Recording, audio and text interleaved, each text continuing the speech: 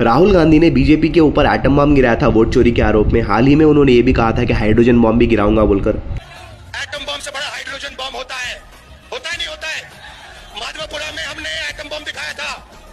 BJP के लोगों तैयार हो जाओ, हाइड्रोजन बम आ रहा है। राहुल गांधी ने बीजेपी के ऊपर हाइड्रोजन बम फोड़ दिया है ब्राजीलियन मॉडल के रूप में। ब्राजीलियन मॉडल जो पटाखा बीजेपी लाई है उसी को यह हाइड्रोजन बम बोल रहे थे। बीजेपी वालों का तो पता नहीं, लेकिन वोट चोरी में जो इस मॉडल का स्कैम बाहर आया है उसके ऊपर तो कांग्रेस वाले दबा के मजे ले रहे हैं। अस्सलाम वालेकुम, hello guys, welcome to Bill Talks. यारो कैसे हो आप सब? इस पटाखा सॉरी आई मीन टू से इस हाइड्रोजन बम के ऊपर इतने मीम्स बने हैं बीजेपी वालों के ऊपर कि बीजेपी वालों को कहाँ मुंह छुपाना है वो भी पता नहीं चल रहा होगा। तो शीतल है, शीतल अदिति तो नहीं है ना? नहीं अदिति शीतल है, मगर तू तो बोला था कि अदिति निशा है। निशा मुन्नी है ना?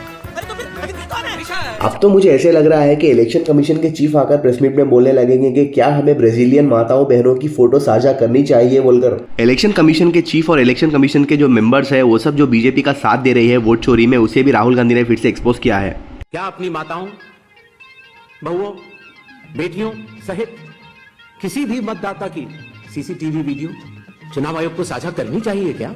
अच्छा ये कौन है? कभी इसका नाम सीमा, कभी स्वीटी, कभी सरस्वती। 22 बार 10 बूथ में इसको वोट देने का मौका मिला। कभी सीमा, कभी स्वीटी, कभी सरस्वती, इन जैसे नामों को और इस ब्राजीलियन मॉडल की फोटो को यूज करके 22 से ज्यादा बूथ्स के ऊपर हरियाणा में वोट डलवाए गए हैं, फर्जी वोट। राहुल गांधी ने अपने कॉन्फ्रेंस के दौरान बीजेपी के ये सब फर्जी वोटों को और वोट चोरी जो की जा रही है हरियाणा में और दूसरे स्टेट्स में उसे भी एक्सपोज किया है। कहाँ की है? ब्राजील की, हरियाणा की नहीं है, हिंदुस्तान की नहीं है, ब्राजील की है मॉडल है। इससे पता लगता है कि ये सेंट्रलाइज्ड ऑपरेशन है। Hey Ganesh, what have you done to my photo? Why am I appearing in your voter roll? I'm not even an Indian, dude. इस ब्राजीलियन मॉडल की फोटो यूज कर बीजेपी ने हरियाणा में इतने बूथ्स पर इतने vote चोरी की है, ये बात उसे भी पता चल गई है और ब्राजील से उसने वीडियो बनाकर सोशल मीडिया पर वायरल भी कर दिया है। Gente, estão usando uma foto minha antiga? Minha foto é velha, tá? Ó, tá novinha na foto, devia ter uns 20 anos, 18 anos. ये औरत जो वीडियो में दिखाई दे रही है ये बोल रही है कि ये फोटो मेरी ही है, लेकिन जब मैं 18 या 20 साल की रही होगी तब की मेरी फोटो है बोलकर। Tô usando a foto minha pra fazer, eu não sei se é uma eleição, alguma coisa de voto que tem que votar. E na Índia.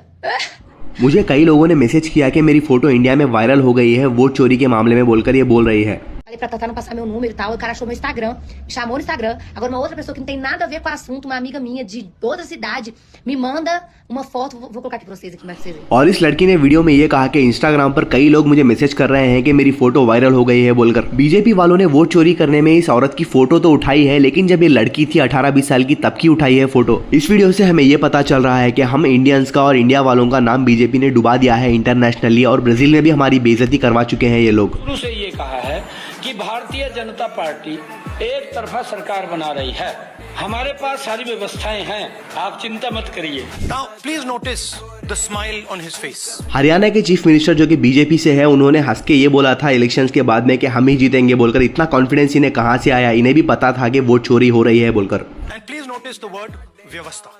What exactly is the व्यवस्था that the chief minister of Haryana is talking about? This is 2 days after the election. So here is the व्यवस्था the gentleman was talking. इतने धड़ल्ले से हमारे देश में vote चोरी हो रही है तो हमारा वोट डालकर फायदा क्या हुआ? बीजेपी वालों ने तो हमारा नाम ही डुबा दिया है सारी दुनिया में। राहुल गांधी ने तो पहले ही कह दिया था कि अगर हमें इलेक्शन कमीशन का डाटा मिल गया तो ईसीआई और बीजेपी वालों के तो हम वाट लगा देंगे और एक्सपोज कर देंगे उन्हें बोलकर। अगर हमें इलेक्ट्रॉनिक डेटा मिल जाए हम साबित कर देंगे कि हिंदुस्तान का प्रधानमंत्री चोरी करके प्रधानमंत्री बना है।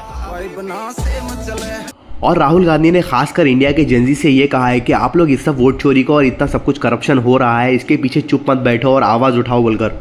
सिस्टम पे आप भरोसा करते हो, वो सच्चाई नहीं है। मैं यूथ से कहता हूँ, जेनजी से कहता हूँ, हिंदुस्तान के नागरिकों से कहता हूँ कि ये जो लोकतंत्र है ये आपका है। ये ना इलेक्शन कमीशन का है, ना नरेंद्र मोदी का है, ना अमित शाह का, ये आपका है। और इसको डिफेंड करना, इसकी रक्षा करना आपकी और हमारी जिम्मेदारी है। जब इतना सब कुछ बीजेपी का स्कैम एक्सपोज हो चुका है तो गोदी मीडिया वाले कहाँ चुप बैठने वाले हैं? गोदी मीडिया वाले अपने पापा का बचाव करते हुए दिखाई दे रहे हैं। राहुल गांधी ने जिन 22 वोटरों के सामने ब्राजील की मॉडल की फोटो लगी हुई दिखाई, उनमें से एक का नाम पूनम भी है। हम पूनम के घर पहुंचे, उसके गांव पहुंचे तो हमने देखा कि पूनम का वोटर आईडी बना हुआ है और उसमें पूनम की फोटो लगी हुई है। इस बीजेपी के दलाल न्यूज रिपोर्टर ने यहां तक कह दिया कि राहुल गांधी ने ये सब फोटो से एडिटिंग करवाई है और कॉन्फ्रेंस करवाकर बीजेपी का नाम बदनाम कर रहे हैं।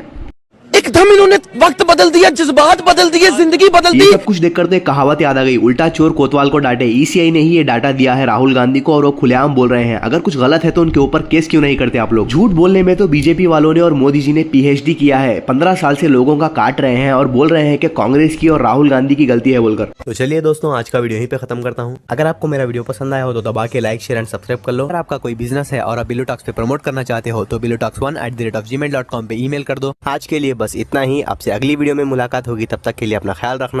Thanks for watching.